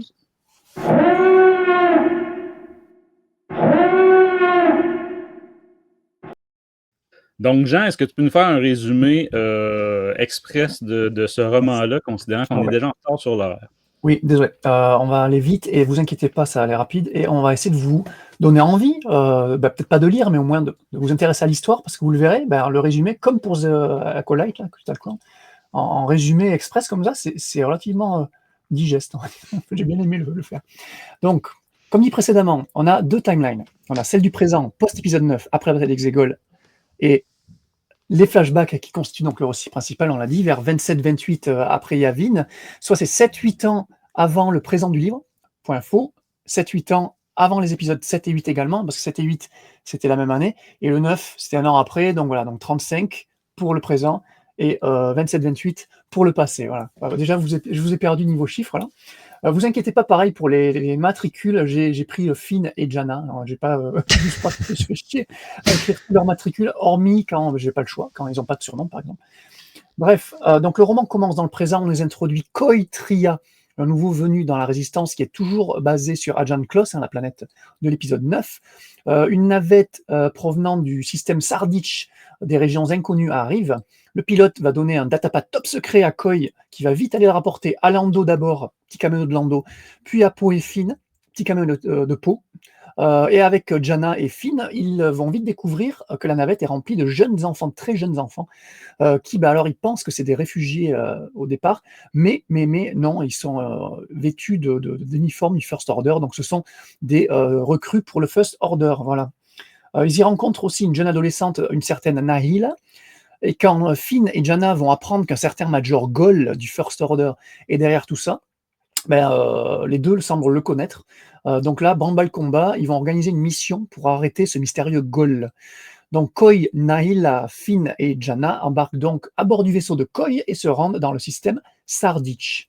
À partir de là, donc on va alterner de chapitre en chapitre dans le livre, mais là en résumé, je vais vous résumer l'histoire de Finn, le passé de Finn, puis après le passé de Jana, ce sera plus simple, puis la conclusion dans le présent, vous verrez, c'est vachement plus digeste comme ça. Nanana. Donc on commence par Finn, donc FN 2187, comme on le voit sur le t-shirt de Francis, jeune cadet du First Order, il a 16-17 ans à cette époque-là. Il va commencer donc à s'entraîner, donc entraînement de Stormtrooper, une espèce de course d'obstacles. Il va faire la connaissance de notre cadet qui est FO 7155, en plus je vais dire en anglais, c'est génial, 7155, qui sera appelé 55 tout le long du livre, donc lui c'est 55, voilà. Une rivalité entre les deux va naître, entre Finn et 55. Les deux cadets vont vite être remarqués par les hauts gradés du First Order, notamment le célèbre Captain Cardinal, tout de rouge vêtu qu'on adore, et un certain Major Gol, donc, qui apparemment à la tête du, alors le Security Bureau, tu traduirais ça comment toi? Le bureau de sécurité, ça, un peu bizarre. Non? L'ancien BSI. Ouais, c'est ça, c'est un peu ça. Ouais. C'est Ouais, le nouveau BSI plutôt. Encore une fois, c'est une pâle copie. Là. Dans l'Empire, c'est le BSI, Bureau de la Sécurité impériale. De l'intérieur. Ouais. Là, c'est le Bureau de la Sécurité du premier ordre. Tout court. Voilà. Du premier ordre, pardon, excusez-moi, ouais, je vais dire premier ordre à partir de maintenant. Qui va vite voir leur potentiel et les recruter tous les deux comme garde du corps personnel. Lors de l'entraînement, Finn aura aussi l'occasion de rencontrer un autre personnage important secondaire, une autre figure d'autorité en la personne du lieutenant Shroud. Le personnage casqué tout le long, qui, contrairement à lui, au Major, lui, il est tout le temps décasqué, bizarrement. Pour une personne de haut rang, lui, il n'a pas de casque, donc voilà. Finn et 55 vont donc accompagner le Major Gol sur la planète Tamo Akora. Le Major ayant apparemment des supplies, des crates, des containers de trucs à récupérer là-bas pour le First Order, pour le premier ordre, ils vont se faire surprendre par une tempête. Donc la navette va à moitié se cracher sur la planète. Le Major va être un peu out un petit moment. Donc le duo, Finn et 55, va décider de récupérer donc les supplies eux-mêmes. Ils vont devoir faire fi de leurs différends et apprendre à se faire confiance, à bosser ensemble, là, voilà. On n'a pas dit ça, mais ouais, les thématiques young adultes sont là, hein. Donc tout ce qui est conflit avec l'autorité, puis apprendre à sociabiliser avec les autres, voilà, les relations amoureuses, amicales, les tensions entre jeunes, voilà, donc tout ça est là. Tac, et voilà, j'ai perdu ma ligne, c'est génial. Après quelques péripéties, notamment voilà, un combat face à des droïdes, Finn et 55 vont retrouver ces supplies, ils vont retourner au vaisseau, ils vont se faire attaquer par un mercenaire, là encore petite baston avec quelques droïdes, qui va tuer le mercenaire. À ce moment-là, on ne sait pas trop ce que le mercenaire il fait là. Le Major va intervenir et va même jusqu'à aller braquer, enfin je ne sais pas si ça se dit braquer les deux Stormtroopers, les tenir en joue en tout cas. C'est propre tenir en joue. Braquer, c'est ça. Braquer, c'est plutôt voler en fait. Ouais, c'est ça. Ouais, c'est braquer, c'est braquer son arme. Donc, braquer son arme. Ouais, mais quand tu t'es fait braquer, généralement, c'est que on t'a dévalisé derrière. Quoi. Là, c'est juste, voilà, il les tient en joue les deux. Parce que voilà, le Major a ses secrets, il ne veut pas les dévoiler, même à ses propres troupes. Et quand il s'apercevra que Finn et 55 ne savent pas grand-chose, même si nous, on sait que 55, en fait, il est sur une piste, il va même mentir et tout, mais voilà, il va garder tout ça secret. Mais le Major va se détendre et dira qu'en fait, le coup du braquage, là, c'était juste qu'un test. Tu vois. Donc évidemment, après cet épisode-là, la confiance totale qu'avait Finn envers le Major va en être ébranlée, parce que Finn avait une grosse confiance au Major, il était très content d'être son garde du corps, mais après ce test, entre guillemets, là, son image est écorchée. Donc quoi, une erreur de management et tout est foutu, quoi. Et voilà. Ouais, c'est pas pointer une arme dessus, c'est pas apprécié entre personnes du même camp. Ouais. C'est un facteur de risque psychosocial, ça. Je peux te dire que c'est ça. Dans mon ancien emploi, ça t'envoie passer plusieurs mois à Edmonton, comme on dit, donc la prison militaire. Ah oui, d'accord. Et tes journées consistent à décaper la peinture des murs avec une brosse à dents. Donc voilà. D'accord. Ne pointe pas une arme sur quelqu'un de ton camp. Mais ils en parlent de ça d'ailleurs. Hein. Il y a un moment où on ne braque pas les gens dans notre propre camp. Il y a une mention de ça en tout cas dans le roman, effectivement. Donc le trio va ensuite se rendre sur Sarditch, où le Major va y rencontrer la sénatrice Retha. Les deux ont en effet un deal, hein, Retha et le Major. Le First Order était censé aider la planète et la sénatrice à se relever d'une tentative de coup d'État qui a eu récemment. et à aider les réfugiés, notamment les orphelins de guerre, suite aux violences causées par ce coup d'État raté, quoi. Mais voilà, il y a Gaulle qui en profite pour kidnapper ces orphelins, pour en faire des futurs soldats pour le Premier Ordre. Ouais, En c'est plus, ça. Et le gouvernement local s'en est tout à fait aperçu, donc voilà. exactement. Voilà. Donc là, Mais ça écoute, ça je fait un- t'arrêterai dans le résumé ici, Jean, que j'en profiterai, là. Oui. Justement, le Premier Ordre, comment dire, c'est comme un service de sécurité privée, donc une agence de sécurité privée. Et il y a tout le mépris affiché envers des mercenaires.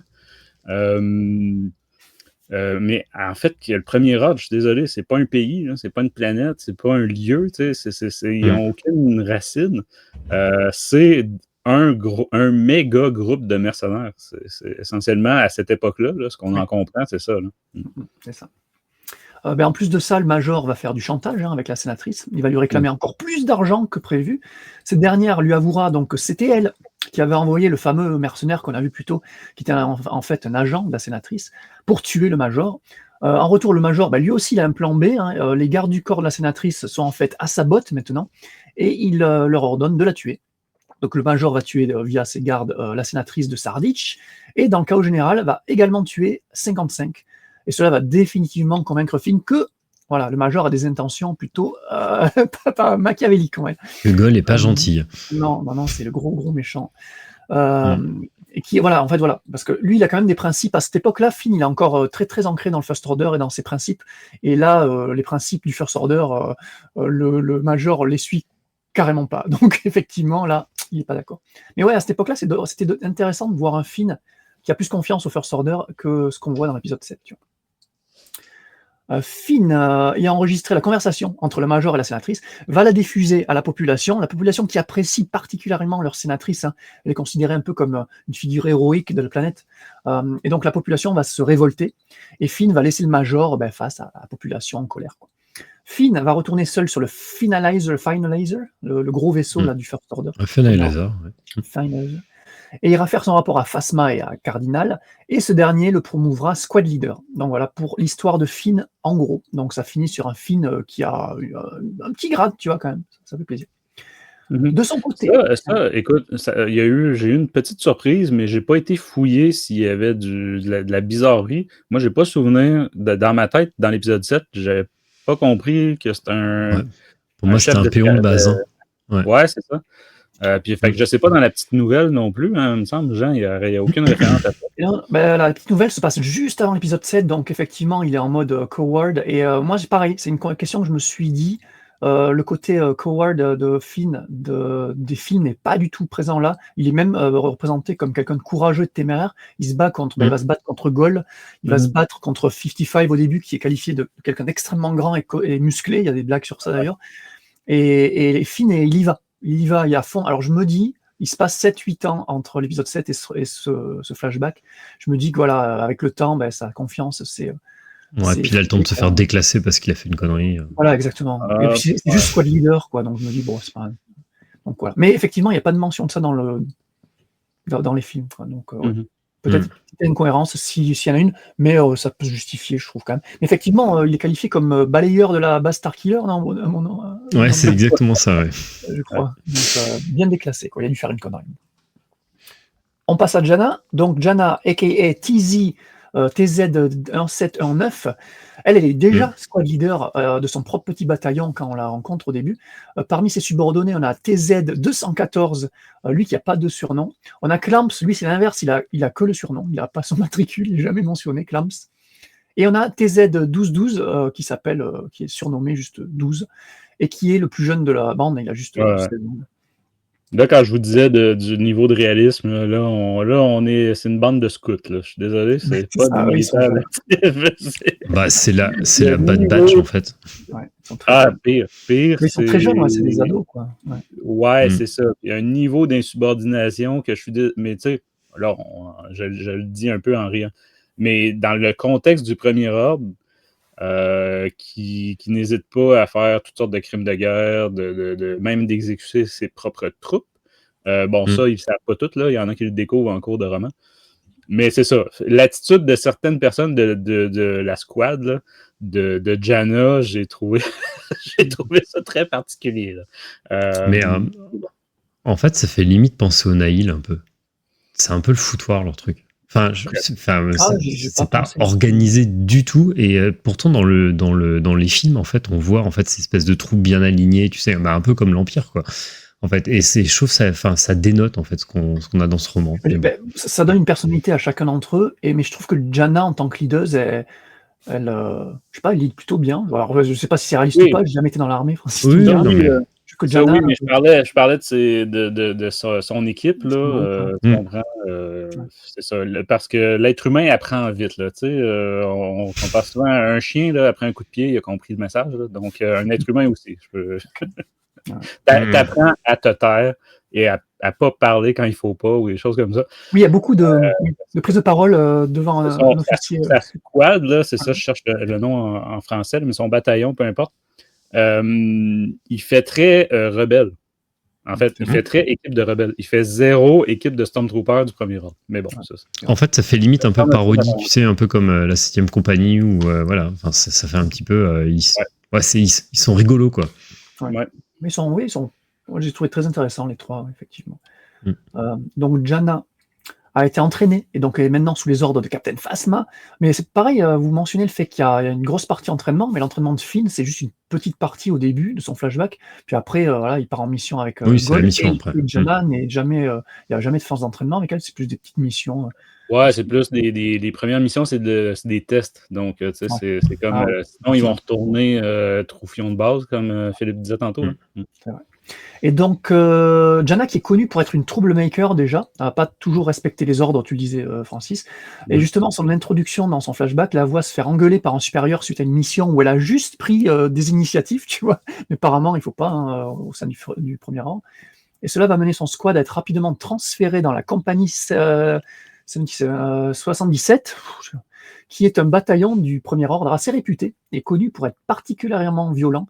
Il mentionne le mot bloodthirsty souvent dans le roman, qui n'hésitent pas à tirer même sur leurs propres troupes si nécessaire. Tu vois, si jamais tu as des troopers qui désistent, quoi, ils n'hésitent pas à leur tirer dessus. Avant de rejoindre la compagnie 77, le squad de Jana va faire une dernière mission dans une station spatiale et confronter des pirates. Durant la mission, on aura 12 et 214 qui vont se faire capturer par les pirates, et Jana et Clams vont devoir faire preuve d'ingéniosité pour les secourir. Peu après, ils vont rejoindre la compagnie 117. Ils vont rencontrer d'autres troopers comme, là on note 4980, FL 4980 ou FL 8007, surnommé Knives, couteau. Mais aussi, surtout, ils vont rencontrer le terrible capitaine Shikra, connu pour ne pas être un tendre. Shikra va aussi introduire à Jana le lieutenant Shroud, comme nous on a découvert vite fait dans l'histoire de Finn auparavant. Jana et la compagnie 77 va devoir se rendre sur la planète Rive pour récupérer des supplies encore du First Order, les espèces de containers volés par les pirates. Sur place, ils vont rencontrer et sauver une jeune fille du nom de Ennaï Jalis, qui n'est autre qu'une héritière d'une famille très riche, et qui aura son importance dans l'histoire, parce que c'est via elle et sa compagnie de transport, Jalis, que les supplies et même des armes, voilà, pour dire, c'est vraiment les armes du premier ordre, sont envoyées clandestinement, en contrebande, voilà, dans la bordure extérieure, sur la planète Epo, et plus particulièrement sur Ansett Island, l'île Ansett, où se trouve le frère et la belle-sœur de la fameuse Endaï Jalis, justement. Enfin, il n'y a plus que la belle-sœur à ce moment-là, le frère, on apprendra, le frère Jalis, lui, s'est fait tuer dans un affrontement passé contre le premier ordre déjà, et plus spécifiquement par le capitaine Shikra, justement. Donc la compagnie 77 va donc aller sur l'île Ansett, va retrouver les supplies et donc les armes. Sur place, Jana et 12 vont déserter le bataillon pour aller trouver Sarah, donc la fameuse belle-sœur de la Lady Jalis, et ses contrebandiers, pour les avertir que le premier ordre arrive, c'est le barbal combat, tout ça. Malheureusement, Shikra va les retrouver, va capturer Sarah et toute sa team. On découvrira que les containers vont être retrouvés, donc par le First Order, mais ne contiendront pas des armes, mais de très jeunes enfants, encore une fois, des orphelins de guerre, que Endaï et Sarah voulaient sauver des griffes du First Order, justement. Donc là, c'est des contrebandiers qui contrebandent des petits enfants pour les sauver, en fait. C'est ça. Et là, Shikra va ordonner à Jana d'exécuter froidement Sarah et toute sa bande de contrebandiers. Jana va évidemment refuser. Shikra va demander donc à 12 qui va aussi refuser. Et petit à petit, comme ça, toute la compagnie 77 suivra le mouvement et va toute se rebeller contre le capitaine Shikra. Que Jenna va laisser... Ah, vas-y. Là, corrige-moi, là, c'est peut-être moi qui est dans l'erreur. Je ne l'ai pas écouté 2 fois, Jean, comme toi. Mais moi, j'avais interprété que les enfants allaient y passer aussi. Là. Non, justement, j'avais un doute. En fait, Shikra veut épargner quand même les enfants sur la fin. Donc, il veut qu'il exécute que les adultes et tu gardes les enfants. Alors, les enfants, c'est pareil, pas mal de... À quelle limite d'âge? Voilà, c'est ça. T'as pas mal d'adolescents dans la bande de contrebandiers, là, je sais pas. Ouais. Mais, parce que, dans ma tête, c'était les enfants, des containers, évidemment, parce que là, c'est vraiment des toddlers. Ils ont quoi? Ils ont 2, 3, 4 ans, on va dire. Ils sont maintenus en vie, entre guillemets, par des droïdes, d'ailleurs, dans les containers. Mais pareil, je pensais que les enfants des contrebandiers allaient être sauvés ou pas. Enfin, bref. Ouais, c'est ça, j'avais compris. Il y a un doute, je sais pas. En tout cas, tout le monde refuse l'ordre du capitaine. Donc le capitaine va être laissé dans les mains de Serra et de sa team de contrebandiers. Le passé de Serra là, finit avec la décision de faire porter la compagnie 117 disparue, morte dans un crash de vaisseau, si je me rappelle bien, pour pouvoir disparaître complètement. Et ils vont discuter avec Serra, ils vont trouver un endroit. Alors là, ils teasent la fameuse lune qu'on voit dans l'épisode 9, qui est une des lunes d'Endor, qui s'appelle Kef Bir. Donc qui n'est pas mentionné, mais voilà, on utilise une lune où il pourrait se cacher, et c'est ce qu'on voit, c'est le lien avec l'épisode 9, quoi. C'est la planète où vont toute la compagnie 117. On termine l'histoire de Jenna par comment elle a décidé de s'appeler Jenna, parce que là, je vous dis Jenna, mais tout le long, elle s'appelait TZ 1719. Elle trouve son prénom Jenna à partir d'une fleur, donc on mentionnait les fameuses fleurs de la couverture, qui dans un langage local signifie Carpet of Paradise, donc tapis de paradis. Et voilà, donc elle décide de ce nom qui est inspiré par ces fleurs-là sur du Across the Star, encore une fois, c'est magnifique. Et on finit le roman avec des derniers chapitres dans le présent. Donc on retrouve Coy, Finn, Jenna et Nahila qui vont arriver sur Sardique, explorer le manoir de l'ancienne sénatrice maintenant complètement abandonné. Ils pensent y retrouver là le major Gol, mais non, là le gros twist du bouquin, c'est qu'en fait Nahila, qui les accompagne depuis le début, est en fait l'ancienne lieutenant Shroud, la seconde de Gol, qui a toujours été casquée dans le passé. Donc voilà, Finn et Jenna la reconnaissaient pas. Et encore mieux, c'est la sœur du Major Gol qui veut prendre sa revanche contre Finn et Jenna, qui ont tous deux connu le Major et eu un rôle important dans sa mort, quoi. Donc grosse baston finale. Nahila va vouloir tout faire péter, se sacrifier elle-même avec Finn et Jenna. Tant que Finn et Jenna crèvent, il n'y a pas de souci. Mais comme on l'avait dit, elle a lié une certaine amitié, une certaine affection avec Coy. Avec Coy. Voilà, donc Nahila ne veut pas tuer Coy, et même c'est Coy qui va finalement la calmer et lui proposer de laisser tomber sa quête de revanche et de rentrer avec lui sur sa planète. Et ça finit pam comme ça, brusque, net. Ouais, en fait, Finn est même vraiment contre la décision. Il traite Coy de Loverboy. Yeah, Loverboy. Parce que clairement, c'est une évidence là, que son jugement est altéré par ses sentiments. Là. Je veux dire, pas besoin d'être pseudo-Jedi comme Finn pour le déterminer. Je sais pas si vous aviez des points précis du scénario, mais juste pour encore une fois priser l'écriture d'Embalia, je sais pas ce que vous en avez pensé, il y a énormément de dialogues entre deux personnages tout du long. Et les face-à-face sont toujours très très bien écrits. Moi j'ai adoré son écriture. Ah mais c'est bien ciselé, hein. Les dialogues sont plutôt pas mauvais et tout. Hein. C'est juste la structure et ce qui se passe en fait qui va pas. Et tous les dialogues là, avec notamment Coy et Nahila, on disait leur relation, il y a 2-3 conversations au début, au milieu, à la fin en gros, où à chaque fois, mais moi j'étais à fond dedans. Pareil, t'as le Major avec Finn au moment du combat final, super discours de Major. Enfin, tu comprends les deux camps. Enfin, c'est génial. En fait, moi, j'en ai même fait l'interprétation, mais j'ai pas lu ces autres romans. Peut-être que c'est toujours comme ça. Mais ici, j'en ai conclu que c'était quand même une très bonne stratégie pour un roman où les personnages ne portent que des numéros matricules et non pas des noms. Donc, le fait d'en avoir toujours, que c'est toujours des face-à-face, si on peut dire, des discussions à deux, rend ça beaucoup plus digeste que, comme je disais tout à l'heure, si ça avait été une troupe de soldats, là, puis que t'en as un que t'en as 10 qui se parlent entre eux. T'as la Bad Batch qui se parle, t'es mort, quoi. S'ils s'appellent tous TN quelque chose. Fait que je sais pas si c'était une stratégie pour ce roman-là. Moi, c'est comme ça que je l'ai interprété, mais ça fonctionne, effectivement. Parce qu'au final, quand on prend les matricules, il y a quoi, une dizaine de troopers vraiment importants et des numéros qui reviennent régulièrement. C'est pour ça que ça... Mais c'est là la difficulté, je trouve. Ça revient à ce que Philippe disait en ouverture. c'est qu'il a beau revenir ton matricule, sur le coup, tu te dis, OK, en quoi tu as retenu que c'est le même matricule que tu as entendu 1h30 plus tôt dans un autre chapitre? Je veux dire. Complètement. C'est ça. Mais c'est la limite là, du premier ordre avec ces conneries de matricule que les personnes n'ont même pas de nom. Ils n'ont aucune identité personnelle. Mais c'est fait exprès. Cardinal, on était content de le revoir même en caméo. Ça faisait plaisir, Francis, non? Tout à fait, tout à fait. Lui, il est relativement fidèle à lui-même dans le sens que c'est ça, il n'est pas dénaturé. Il joue son rôle c'est vraiment le capitaine de la formation des Stormtroopers, des futurs Stormtroopers. Ouais. Il y a Phasma aussi qui est très peu présente, là, mais petite mini-apparition aussi. Là.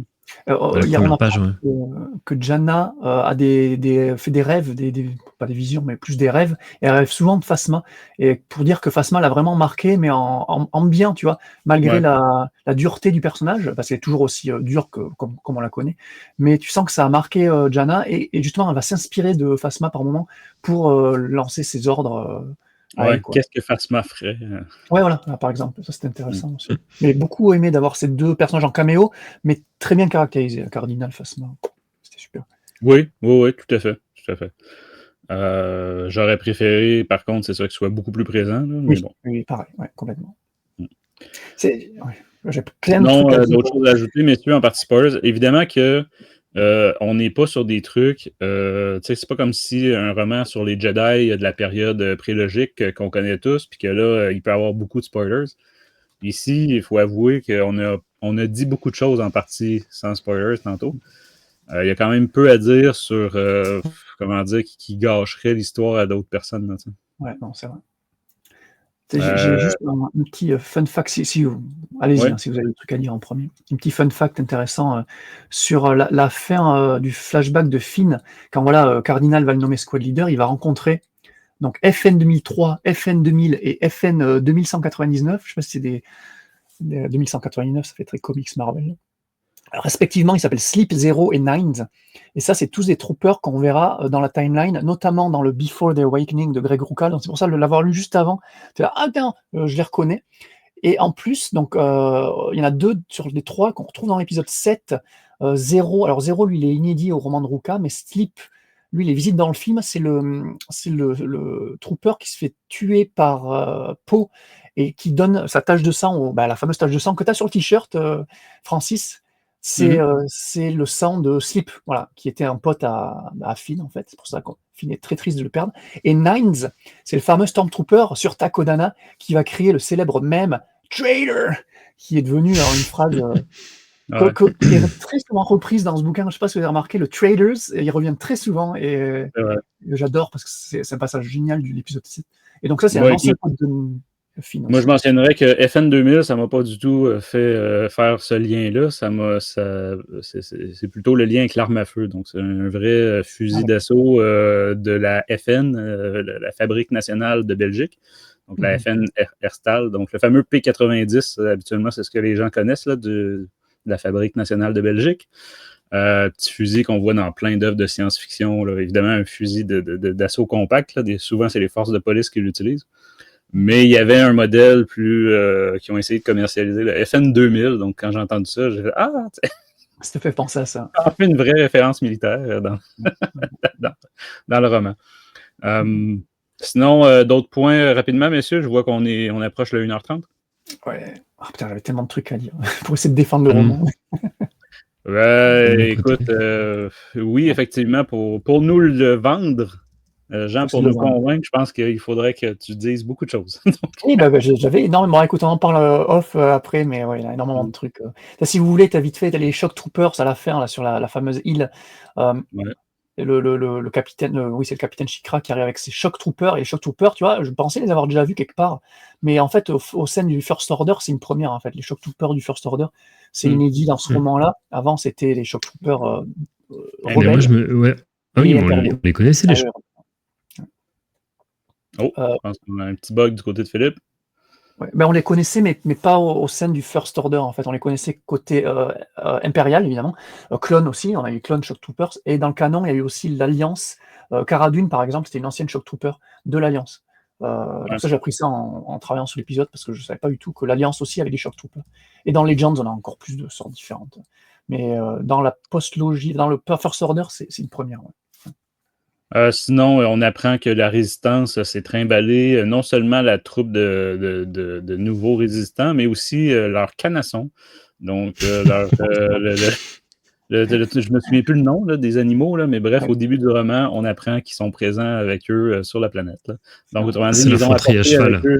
Ouais. Ouais, Il il y a n'était pas mention, question de les faire redevenir des gentils Mustangs sauvages, à l'état sauvage, là, dans les prés de cette planète-là. Mais bon. C'est vrai que ça peut être pratique, par contre, pour charrier du stock, là, mais ouais. Il y a toutes les mentions de l'épisode 9, la bataille d'Exegol qui est mentionnée. Bon, il y a toujours des liens comme Ouais, ça. c'est ça. Moi, c'est pour ça. Et j'ai trouvé d'ailleurs que c'est pour ça qu'un roman jeunesse sur le personnage de Coy, tu sais, tout cet aspect-là, je trouve, avait un potentiel de petit roman jeunesse, justement.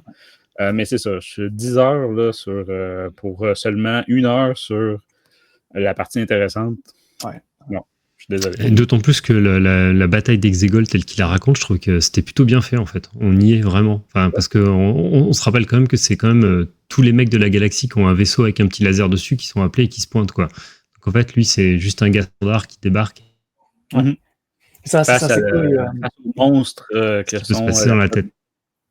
C'est ça, ouais, Coy, qui à la base une famille il provient d'une famille de fermiers qui cultivent le thé sur sa planète là, et son grand-père là, qui l'idolâtre aussi, et donc le vaisseau que son grand-père a filé, donc il y a un petit coucou. D'ailleurs, c'est bizarre qu'ils partent avec ce vaisseau-là. Ils n'avaient pas un spare vaisseau au sein de la résistance pour aller. Bref, c'est un détail ça aussi. Il fallait que ce soit le vaisseau de Coy. C'est lui qui est un peu en charge du truc.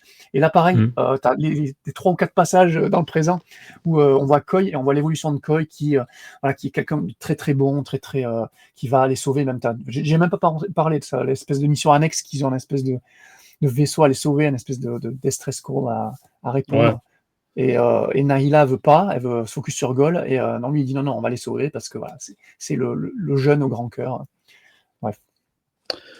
Excellent. Donc, voilà, c'est sur ces critiques plutôt ambivalentes, on va dire ça comme ça. Écoute, il faudra que Jean nous explique comment il peut mettre un 14 à celui-là et d'autres notes sur d'autres romans. Mais bon, ça, c'est une autre histoire.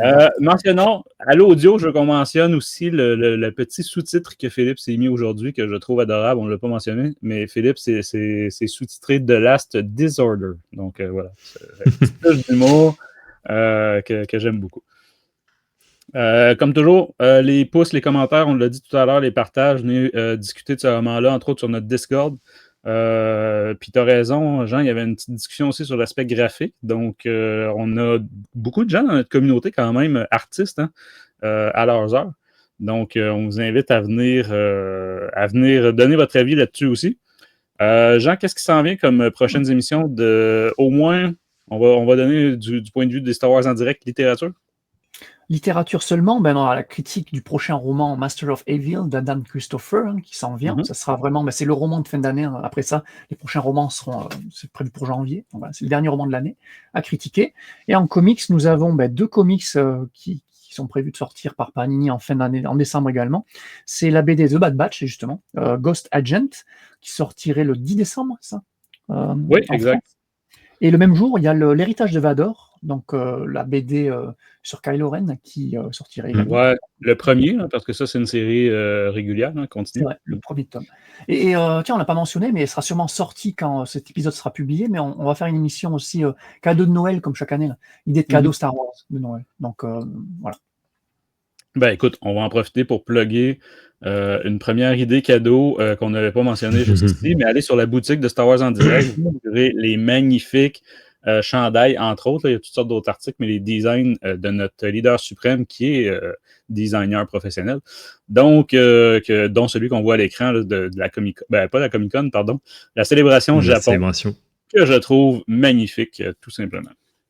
Voilà, de la part de toute l'équipe, merci d'avoir été à l'écoute de Star Wars en direct, la voix du fandom Star Wars depuis près de 25 ans, et que la force soit avec vous.